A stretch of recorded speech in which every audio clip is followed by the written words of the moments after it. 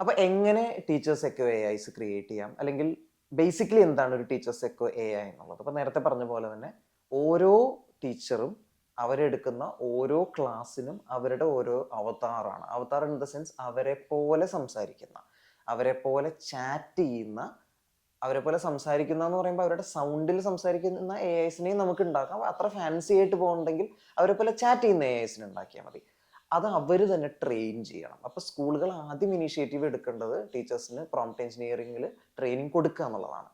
അപ്പോൾ അത് നന്നായിട്ട് ട്രെയിൻ ചെയ്യാൻ അവർക്ക് സാധിക്കുകയാണെങ്കിൽ ഒരു എ ഐ മോഡൽ, ഇങ്ങനത്തെ ഒരു ചാറ്റ് ബോട്ട് ബിൽഡ് ചെയ്യാനായിട്ട് ഇപ്പോൾ വലിയ ബുദ്ധിമുട്ടൊന്നുമില്ല. ഇപ്പോൾ ചാറ്റ് ബേസ് എന്നൊക്കെ പറയുന്ന പോലത്തെയുള്ള വെബ്സൈറ്റുകൾ വഴി നമുക്ക് ഈസി ആയിട്ട് ഏതൊരു ഇൻഡിവിജ്വലിനും ഈസി ആയിട്ട്, ചില ലിമിറ്റഡ് പ്ലാൻസ് ഒക്കെ ഉണ്ടാവും, സ്കൂൾസ് ആകുമ്പോൾ അവർക്ക് പാക്കേജ് ആയിട്ട് അത് വാങ്ങിയെടുക്കാം.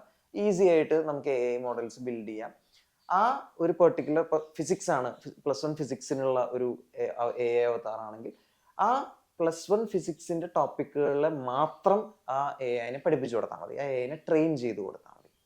അപ്പോൾ ആ ടീച്ചർ അവൈലബിൾ അല്ലാത്ത സമയത്തും ആ എക്സാമിന് തൊട്ട് മുമ്പും ഒക്കെ, ഇപ്പൊ യൂഷ്വലി എന്താ സംഭവിക്കുക, ടീച്ചറുടെ ഫോൺ നമ്പർ നമുക്ക് എല്ലാവർക്കും കൊടുക്കാം, പക്ഷെ ആ ടീച്ചർക്കൊരു അഡീഷണൽ ബേർഡൻ ആവുക എന്നുള്ളത് മാത്രമേ ഉള്ളൂ. ഇനിയിപ്പോൾ ആ ടീച്ചർ 24 മണിക്കൂറും കുട്ടികളെ അറ്റൻഡ് ചെയ്യാനായിട്ട് റെഡി ആണെന്ന് തന്നെ ഇരിക്കട്ടെ, എത്ര കുട്ടികളെ അറ്റൻഡ് ചെയ്യാൻ പറ്റും? ഇതങ്ങനെയല്ല. ടീച്ചർ ഒരു എ ഐനെ ട്രെയിൻ ചെയ്താൽ മതി, എല്ലാ കുട്ടികൾക്കും ആ ഒരു ഓപ്പൺ, ഒരു കോമൺ ഹബിലേക്ക് വന്നിട്ട് ആ ഒരു എ ഐനെ മാത്രം റിലൈ ചെയ്തിട്ട് അവർക്ക് അവരുടെ സംശയങ്ങൾ ക്ലാരിഫൈ ചെയ്യാനും കാര്യങ്ങളൊക്കെ പറ്റും. അപ്പൊ ഇതിനകത്ത് ശ്രദ്ധിക്കേണ്ട കുറച്ച് കാര്യങ്ങളുണ്ട്. പ്രത്യേകിച്ച് ഒന്ന്, കുട്ടികളാണ്, അവർക്ക് ഒരു എക്സ്പെരിമെന്റൽ മൈൻഡ് ആയിരിക്കും.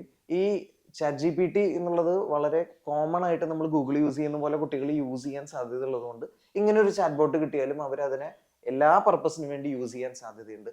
അത് റെസ്ട്രിക്ട് ചെയ്യുക എന്നുള്ളത് ഭയങ്കര ഇമ്പോർട്ടൻ്റ് ആണ്. ഇപ്പോൾ കെമിസ്ട്രി ആണ് പഠിപ്പിക്കുന്നതെങ്കിൽ, അല്ലെങ്കിൽ സോഷ്യൽ സയൻസ് ആണ് പഠിപ്പിക്കുന്നതെങ്കിൽ ആ ഒരു എ ഐ അവതാർ ആ ഒരു വിഷയം മാത്രമേ ഹാൻഡിൽ ചെയ്യാൻ പാടുള്ളൂ. ആ വിഷയത്തിന്റെ എല്ലാ ഏരിയകളും ഹാൻഡിൽ ചെയ്യണമെന്നില്ല. ഓക്കെ, ഔട്ട് ഓഫ് സിലബസ് ഒക്കെ കുറച്ച് പോവാം, പക്ഷെ ഈ പെർട്ടിക്കുലർ കരിക്കുലത്തിൽ പറഞ്ഞിട്ടുള്ള ഏരിയകൾ മാത്രം വെച്ച് അതിനെ നമുക്ക് ട്രെയിൻ ചെയ്യാനും റെസ്ട്രിക്ട് ചെയ്യാനും പറ്റും. അങ്ങനെ റെസ്ട്രിക്ട് ചെയ്യുകയാണെങ്കിൽ 2 ഗുണങ്ങളുണ്ട്.